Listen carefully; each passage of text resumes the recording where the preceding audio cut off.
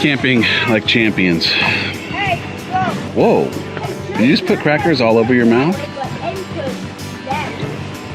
Hey, it's Evan Carmichael, and like Dave Hollis says, your next great challenge would not be your next great challenge if it were something that you were fully and completely prepared for. So let's help you take on your next great challenge with Dave Hollis and my take on his top 10 rules for success. Built through courage. Somebody put it in the chat there. Need motivation? Watch your top 10 with Believe Nation. Okay, let's kick it off with rule number 1. Find your purpose. The question that I really spent a ton of time with was, who did I want to be before I became who I'd become? Who did I want to be back in the day? Right? I believe that each of us were created with very intentional design. Whether you are a faith person or not, I just believe that there is something of a higher power that had just a conceit in having created you the way that you were created, your wiring, Tom, different than mine, your experiences different than mine, the way that you love or feel, all different. And in that difference, it makes you this limited edition one of one. And in that limited edition one of one that you are, you have an opportunity to honor the intention of your creator. And the work that I'm now on this planet to do, and that I would argue anyone is on this planet to do, is find a way every day to honor the intention of a creator who had very intentional design in the way that you were put together and the way that you've experienced the things that you have. So my question was, why was I created? Like, what was the intention? And what are the clues you use to suss out the answer? Well, the things that I think have been, like in the instances where I felt closest to purpose or closest to fulfillment. Which feels like? Which feels like I am going to end my life proud of myself. Okay. Or, I've heard you say it so many times and I just believe this so much. The most important question you can ask is, how do I feel about myself when I'm by myself? Mm-hmm. And the answer to that question is when you feel like you are in integrity with having done everything you possibly could have on that day to honor the measure of your creation, that you feel connected to, wow, I have been given these unique skills. So part of it is skills, right? Are there things that you can develop mastery around, that you have uniquely been blessed with or gifted with, that in the exploitation of those things, you might generate a feeling of pride for yourself, have legacy at the end of life, feel like you mattered when everything is said and done. And the utilization of those skills or not is the difference between integrity and feeling great about yourself when you're by yourself. The second is passion, right? You have to be connected to something that you have passion for. You can develop skill in almost anything. I can argue that with 10,000 hours or whatever it ends up being, you can develop mastery over time. I don't think you can develop passion though. Really? Oh no, I think you either have passion or you don't. And our job is to play in a ton of pools to find out where curiosity might lead to passion. And so asking. So it still has to be discovered. Still has to be discovered, which again was part of like all right, the world's just blown up. A lot of really, really important things in your life had to die so that you might be brought back to life. Who are you going to be is in some ways connected to what you have passion for. You couldn't answer a simple question about what you like to do in your spare time. You better start trying a bunch of things to find out what you like to do in your spare time. There's likely a connection to honoring the intention of your creator and what you like to do in your spare time, or what you would wake up and not even feel like it's work because you just love doing it so much. Rule number 2, push yourself to growth. You will never, ever be prepared to take on your next great challenge. Because here's the thing. Your next great challenge would not be your next great challenge if it were something that you were fully and completely prepared for, right? If you're totally and completely prepared for the thing that you're walking toward, it's not a great challenge. It is not something that'll stretch you. It's not something that'll make you feel uncomfortable. It's not something that's going to trigger some of your insecurities. It's not something that is going to be a challenge. And in the absence of it being a challenge, it isn't going to make you grow, right? My pursuit in getting unstuck, my reason for writing this book, the motivation to move from what I knew to what I needed came out of a drive for fulfillment. I was on a search for how to be fulfilled. I'd lived a great life. I had all the things that everyone told me I should have and was unfulfilled. In the absence of fulfillment, I went on a hunt for understanding why, with so much abundance, I could feel unfulfilled. And the answer, the simple answer was, I was not in a place where I was being pushed to grow. And in the absence of growth, I could not be fulfilled. It didn't matter what my title was. It didn't matter how much money I had. It didn't matter how tall the walls were around our house, what kind of car I drove. In the absence of growth, I could not be fulfilled. And the reality is I started to connect these dots. Oh, all I need to do is be in a position where I can grow to be fulfilled.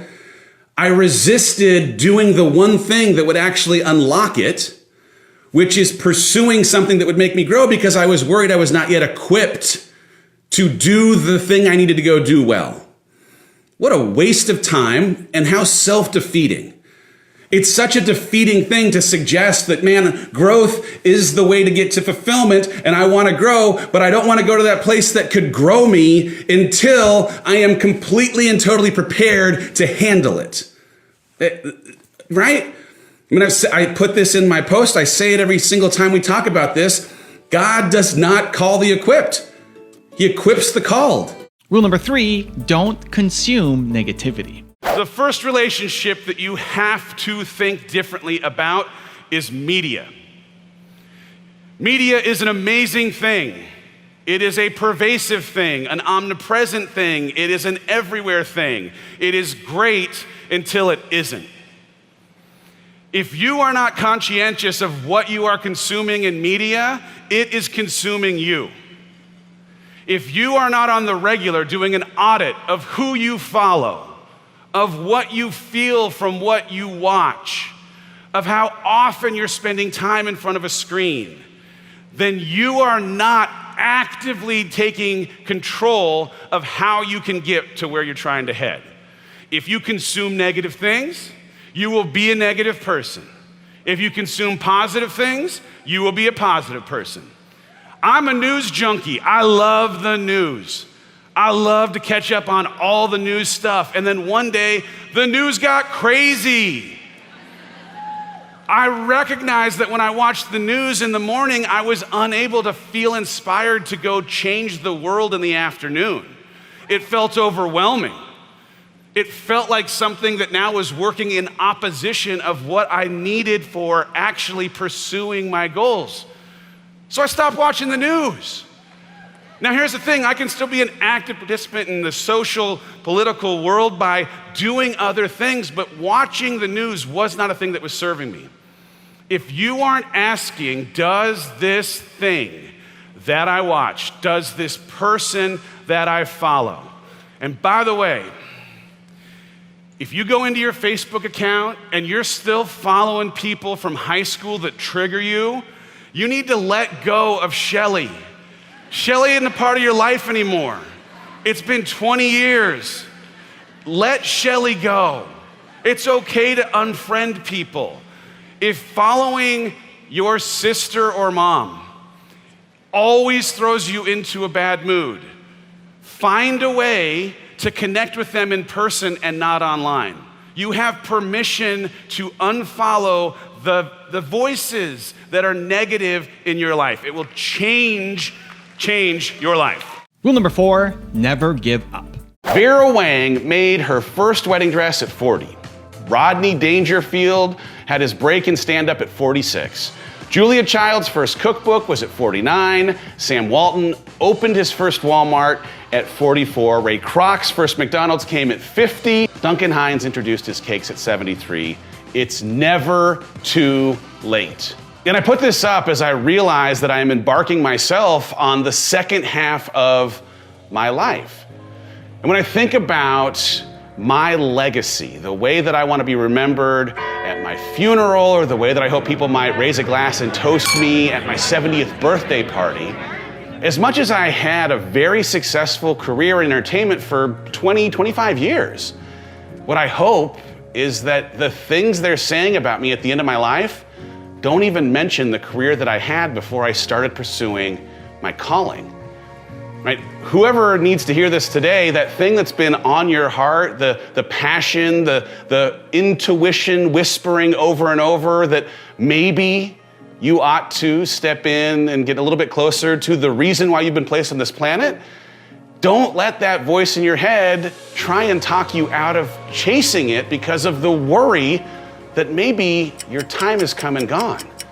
There are so many examples, these ones I've just referred to, and countless others, where people followed that intuition. They paid attention to that call from something greater than themselves, and after they'd lived half their life, ended up defining what their legacy would be in the second half act. I don't know what your calling is, but don't let the worry of maybe too much time having passed stop you from chasing after it. At the end of my life, when people have come together to celebrate the impact that I've had on theirs, at 46 years old today, I can tell you, every single thing they're going to talk about hasn't happened yet. Also, to make sure you're actually taking action after watching this video, I've designed a special free worksheet just for this video. The worksheet will highlight all of the lessons learned in this video, as well as pull out our 3 favorite learnings and quotes that will inspire you to actually do something. The worksheet will also give you space to write down what your key takeaways are and your specific plan of action to make sure you're getting results. If you want the worksheet designed specifically for this video, absolutely for free, there's a link in the description below. Go click on it and start building the momentum in your life and your business. I'll see you there.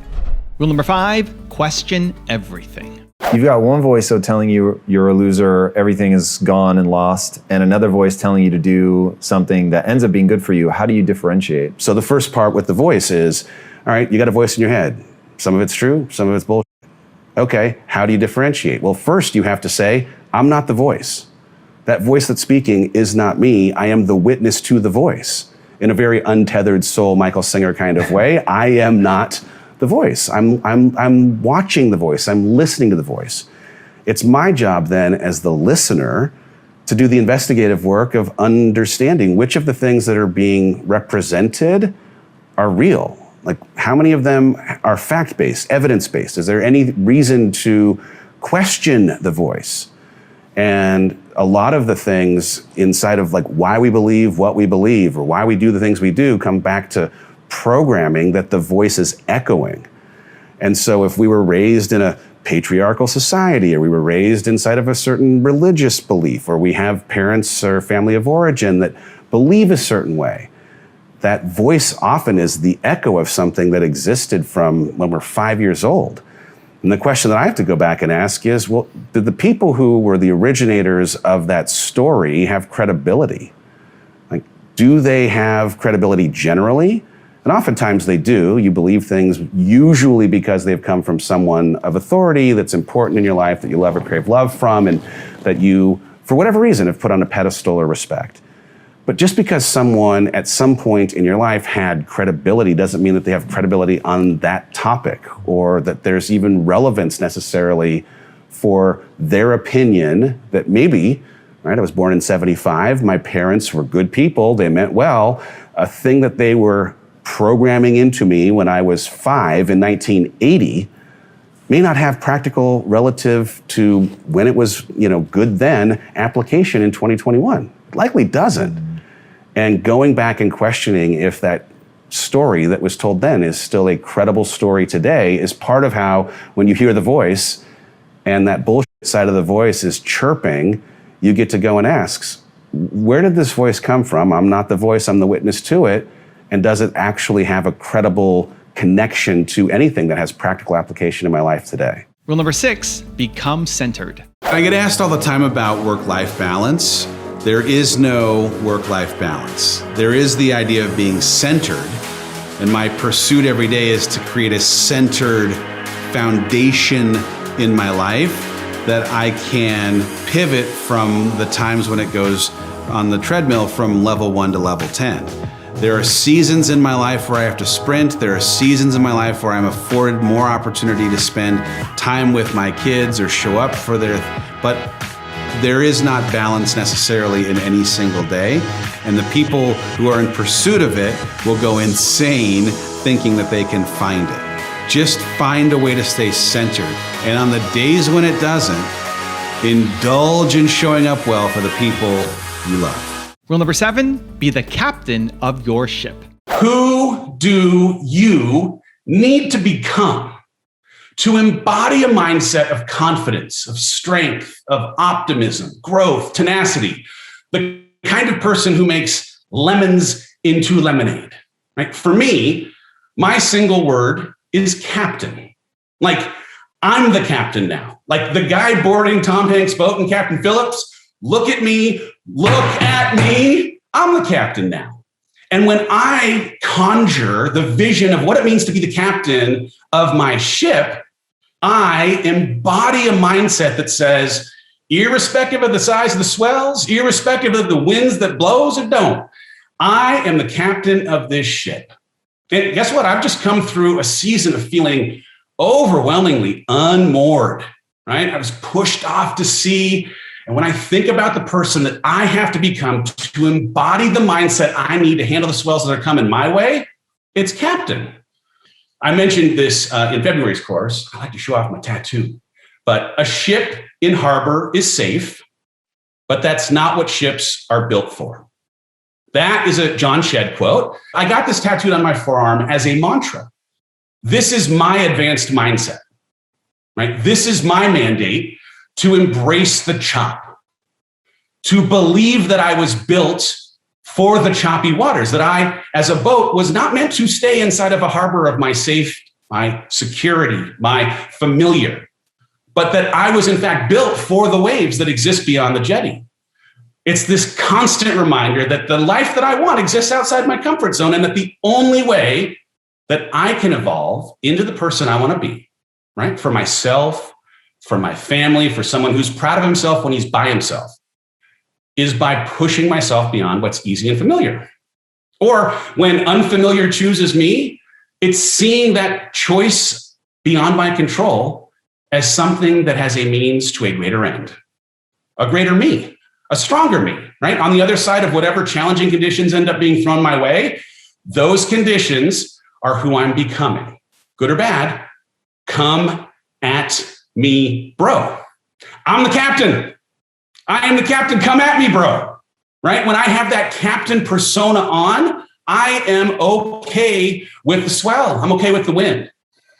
And the thing is, and it's hard because nobody wants to invite challenging conditions, but it requires that I test myself every day to embrace the journey into the unknown, even when I get scared, even when it's disappointing, even when it doesn't go my way or on my timeline. It just demands that I am willing to stand back up and do it afraid and learn from my mistakes and inevitably keep getting up. Because that's what happens when you push into new spaces. That's what happens when you grow. It's not if I'm going to get knocked down again, it's when. It's not if you're going to get knocked down again, it's when. And when you do, who do you have to be to handle that with grace, with tenacity, with grit, in a way that helps you learn, grow, and become because of getting back up? Rule number 8, use your anxiety. I actually will name these feelings that I have and invite them to sit at an imaginary table inside of my psyche and have a conversation with them. And it works because you make them the other and not yourself? Yeah. And so for example, I have anxiety as a thing that has Clark, who is, the opposite of Superman. I was going to say, I have to ask. Of course, no, but yeah, Clark, who is the opposite of Superman, is a thing, and I'm talking like situational anxiety, not clinical anxiety. Like when I get anxious, I used to try and mute the anxiety. I used to try and push it away. I would become a dick to people, whatever it was. I was not great with anxiety. And now Clark shows up. I get to sit Clark at this table, have this conversation. Clark, for what reason do you believe yourself to be here? And Clark, right, as a part inside of me, believes himself to be serving a helpful role, right? So Clark doesn't realize he's a negative emotion. Clark thinks, I'm here for a reason. And then my job as the observer of Clark having shown up is to sit him down at the table and ask, why are you here? And most often, Clark shows up in my life because there is something in my life that has enough ambiguity around it that a simple plan, or even in some instances, a more complex plan, but a plan being applied in that ambiguous part of my life would give Clark permission to leave, because his job in having drawn my focus to the area is done. He's here as a helper. And so in a crazy way, not that like I celebrate anxious moments or Clark's arrival, I've changed the way I see Clark or anxiety as a negative thing and more as a clue. Oh, this is intel. Information is being presented to me, and if I can sit down and have a conversation with it, I might get to the bottom of why he's here. Rule number 9, take chances. I was just doing a podcast, and the person I was talking to was talking about taking chances in business. And he was asking about the approach to taking chances or the mindset required to take chances. And I said something that is worth repeating here real quick. This time that we are in affords air cover to every single person listening to my words to take chances in spaces that previously you thought you'd never ever take a chance in, because everyone inevitably has to take a chance right now because of the unparalleled times that we find ourselves in. I cut my own hair. I have stopped shaving. I'm taking chances in personal grooming, but also I'm writing on my next book, and I'm writing about things that I would not have otherwise written about. We are throwing a virtual conference, a thing we said we would never, ever do, and it is going to serve massive value, in part because we're going to meet people where they are. We're doing our business and living our life and asking questions about what actually matters in a way that these times afford. If you were always hoping that just one day the universe might create for you some air cover to take some chances, the universe is obliged. You have every chance available right now to do anything, and no one's going to question it.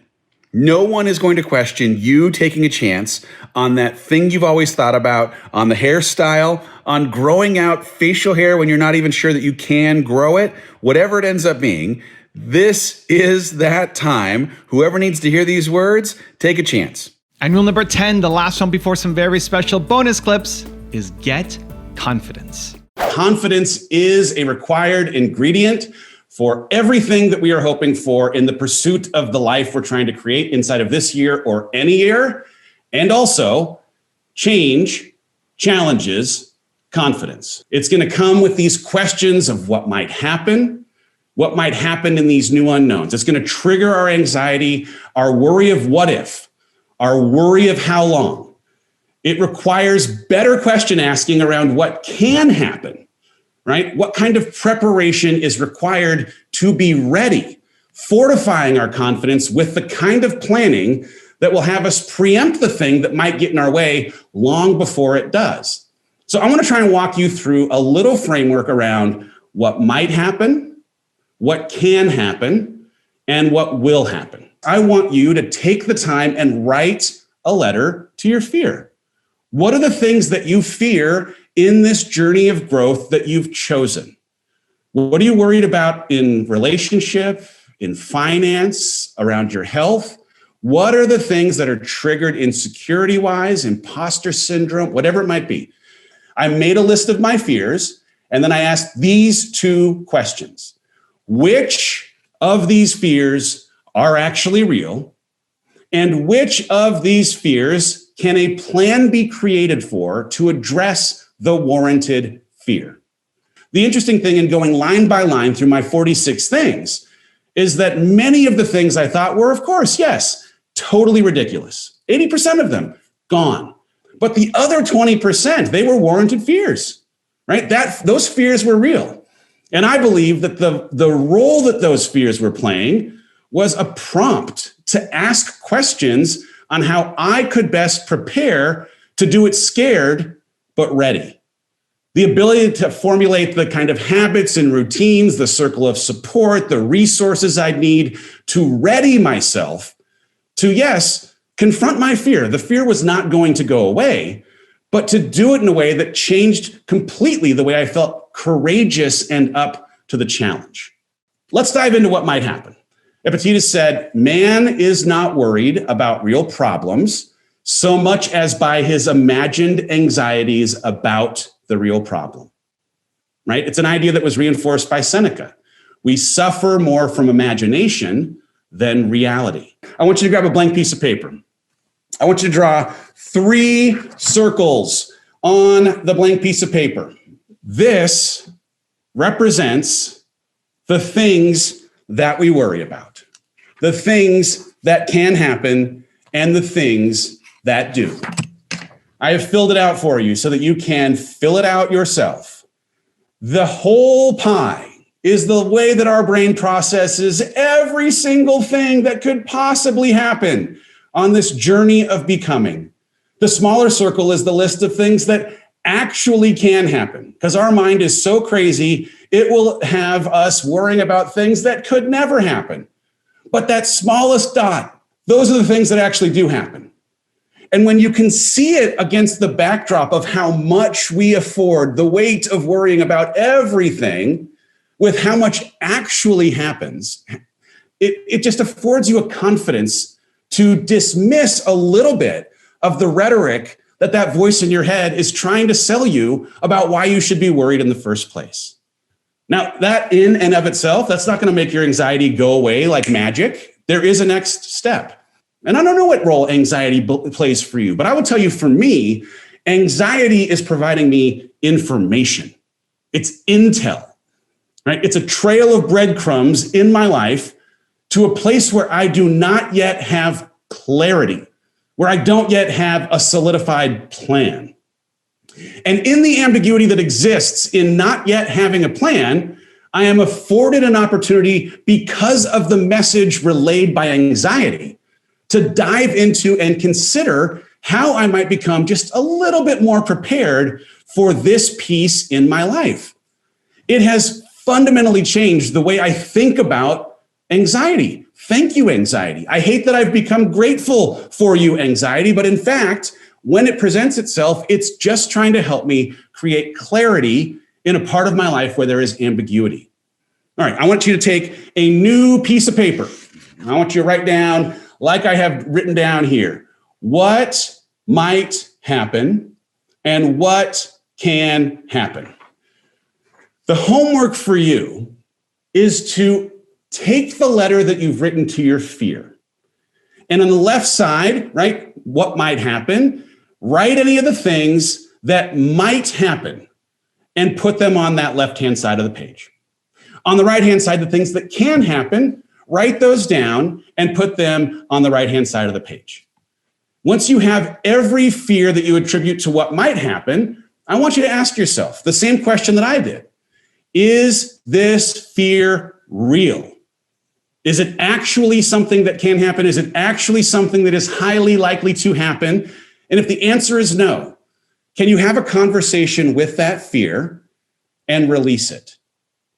Can you connect to confidence in a way that might allow you to cross it off the list? If you need to, could you write that fear on a piece of paper, crumple it up in a ball, and symbolically, as you let it go into a trash can, release it from the weight that you would have to carry in keeping it a part of you in the journey from where you are to where we're going, right? The next step, right, for any of the fears that still exist after you've tried to release the ones that are not real, is how do you take the limiting belief that you currently have about your ability to handle this fear, this thing that might happen, and turn your limiting belief into an empowering belief around why you are completely qualified to handle it.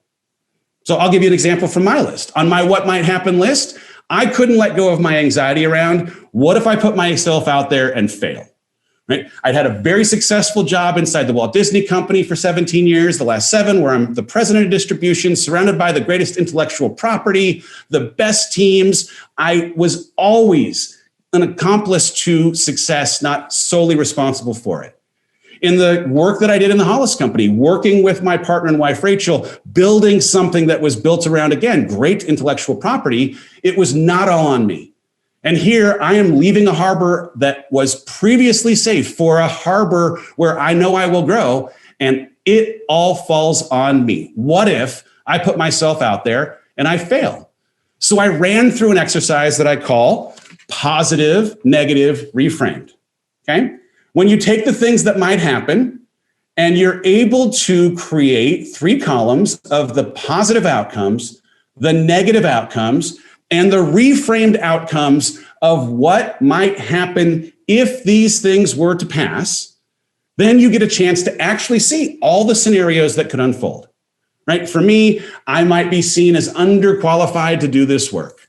I might embarrass myself publicly. I might be triggered to reach for negative coping mechanisms when I feel badly about it, right? Those were my limiting beliefs. And in establishing those limiting beliefs up front, as I went through the positive, negative, and reframed outcomes, I made a list of every single thing that could happen if I put myself out there and failed, right? All the good things that could happen, hey, I'd learn. All the negative things that would happen, I might be embarrassed. And anytime I wrote something that was negative, I was then challenging myself to ask, but is there good that could come from this negative scenario that I'm believing in? Is there a way for me to see that negative as happening for me instead of to me? And once I went through the positive, negative, and reframed outcomes, I was able to go back to my limiting beliefs. And I was able to challenge each of them in a way that made them empowering, in a way that fortified me with the confidence to believe that I am perfectly qualified. And so my limiting beliefs became, I'm already qualified to do this work because of the experiences that I've had and the willingness to be vulnerable and share this journey with others. I changed it to, the only way that I'll acquire skills necessary for the audacity of my life is if I can envision the embracing of failure as the vehicle that's going to help me grow.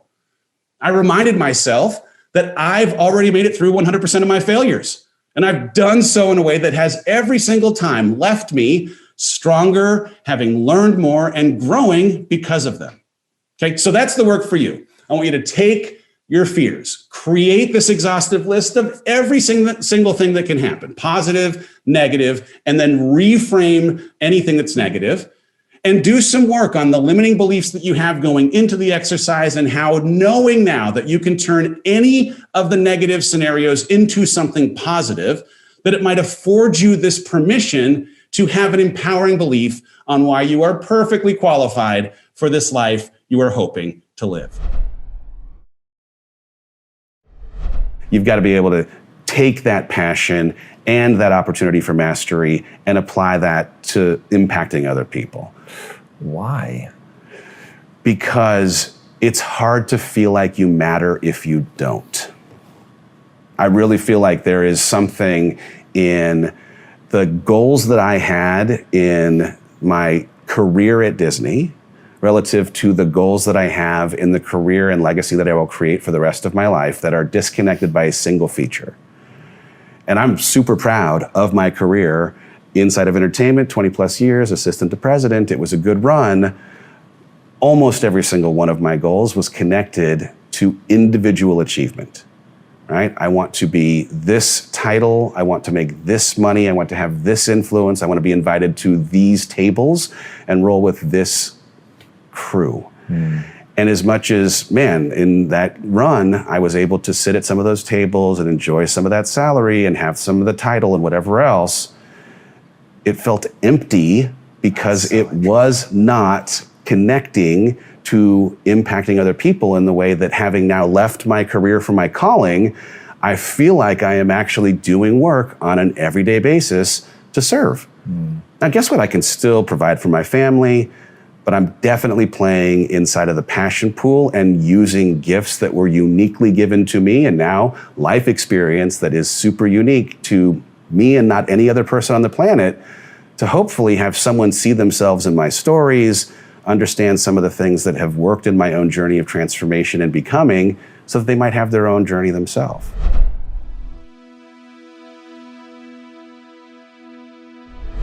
Because you made it this far in a video, I want to celebrate you. Most people start and don't finish. Most people never actually follow through. Most people say they want something, but they don't ever do the work to actually get it. But you are different. You are special. Believe Nation, you made it here all the way to the end, and I love you. So as a special celebration, if you put a hashtag believe down in the comments below on this video, I will showcase you and celebrate you somewhere on the screen in a future video because you are awesome. If you want 10 more rules from Brendan Burchard, check out the video right there next to me. I think you'll love it.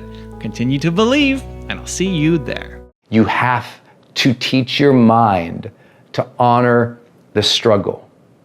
You have to teach your mind. Every day you're getting discouraged. And instead of saying, well, I guess I'll quit, I suck, this is no good,